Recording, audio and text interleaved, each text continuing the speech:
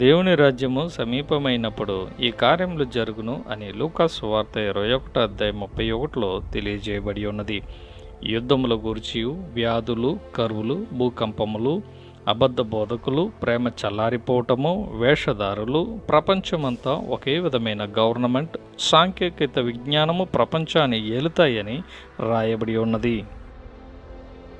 యుద్ధములు, వాటి గూర్చిన సంఘటనలు, ప్రపంచంలో జరుగుతున్న విషయాల్ని వింటారని మత్తయి సువార్తలో చూడగలుగుచున్నాం. ఈనాటికి ప్రపంచంలో ఏదో ఒక స్థలంలో యుద్ధములు జరుగుతున్నవి గనుక బైబిల్ చెప్పిన మాట నెరవేర్చబడి ఉన్నది. అనేక దేశాలు ఆఖరి దినములలో కరువుని ఎదుర్కొంటాయని మత్తయి సువార్తలో యేసుప్రభువు గారు చెప్పడం మనం చూస్తున్నాం. ఈనాటికి అనేక దేశాలు, ఆఫ్రికా మరియు భారతదేశం వంటి దేశాలు ఆహార కరువు, ఇంకా అనేకమైన కరువులు ఎదుర్కొనటం మనం చూడగలుగుచున్నాము. విశ్వవ్యాప్తముగా గత 20 సంవత్సరాలు ఈ ప్రపంచాన్ని పీడిస్తున్న అనేకమైన వ్యాధులకు నిపుణులు మందు కనిపెట్టలేకపోవడము ఆశ్చర్యము. కానీ యేసుప్రభువు గారు మత్తయి సువార్తలో చెప్పబడిన రీతిగా ఆఖరి దినములు అంటే ప్రపంచం అంతమవ్వక ముందు ఈ భూమి మీదకి భయంకరమైన వ్యాధులు వస్తాయని చెప్పడము మనం చూడగలుగుచున్నాం. వికీపీడియా ఆధారంగా గత 20 సంవత్సరాలు ప్రపంచవ్యాప్తముగా అనేక స్థలములో అనేక సమయంలో భూకంపము కలుగుట మనం చూడగలుగుచున్నాం. ఈ మాట ప్రకారము మత్తయి సువార్త 24:7-8 ప్రకారము దుఃఖ దినములకు ప్రారంభము ఈ కార్యములని యేసుప్రభు గారు చెప్పటము జరిగినది. యేసుప్రభు గారు శిష్యులకు యుగ సమాప్తి గురించి చెప్పేటప్పుడు అనేక మంది నేనే క్రీస్తు అని వస్తారని చెప్పడము జరిగింది. కానీ ఈరోజు అనేక ప్రాంతముల్లో పరలోకానికి బదులుగా పాతాళానికి మార్గం తీసుకుని వెళుతున్నారు. అన్నట్టే నేనే అని అందరినీ క్రీస్తు వైపు కాక వాళ్ళ వైపు త్రిప్పుకుంటున్నారు.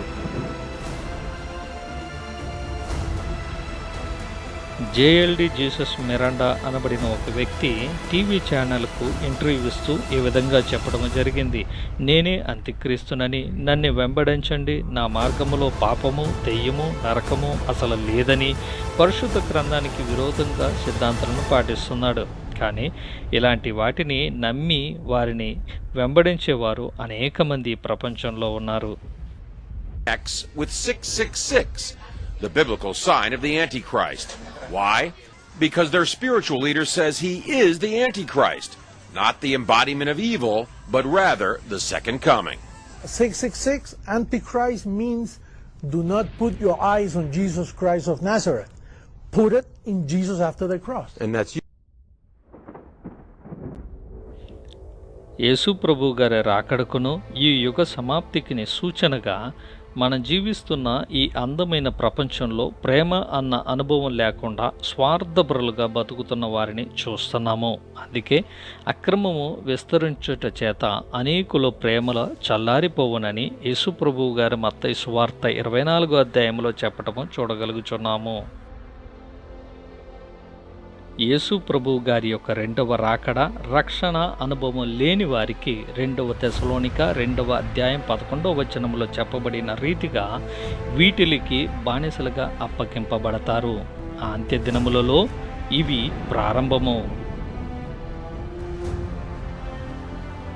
దానియేలు గ్రంథము 2 చెప్పబడిన రీతిగా అతి బలమైన 4వ రాజ్యం ఒకటి లేచును, ఇది ప్రపంచాన్ని పరిపాలించును అని రాయబడి ఉన్నట్లు 2015 సెప్టెంబర్ 25న దీనికి పునాది వేయబడి ఉన్నది.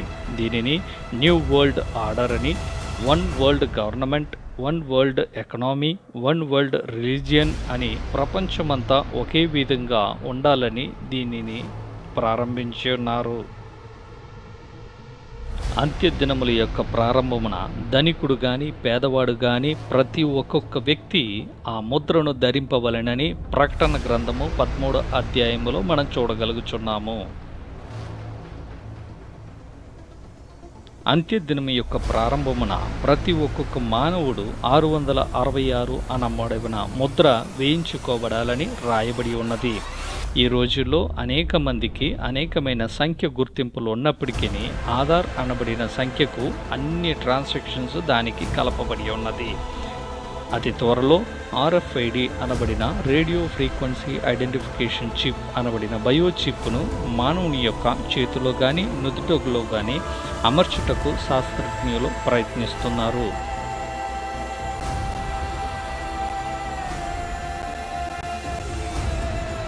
ఆఖరి దినముల తర్వాత ఆఖరి గడియలు, ఇప్పుడు ఆఖరి క్షణాల్లో మనం జీవిస్తున్నాం గనక మన ప్రార్థనా జీవితము, దేవుని వాక్యము చదవటము, ఏకాంత ప్రార్థన, స్వార్థ అందించటంలో ఎడతెగక జీవిద్దాం. అంత్య దినముల యొక్క ప్రారంభము యేసు ప్రభువు గారి యొక్క రెండవ రాకడకు గుర్తు.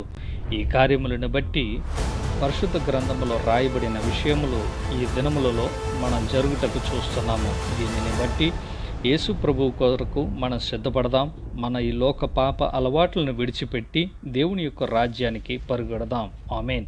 మీకు నచ్చినట్లుగా అయితే ఈ వీడియోని షేర్ చేయండి. ప్రభు రాకడలో మనమందరము సిద్ధపడదాం.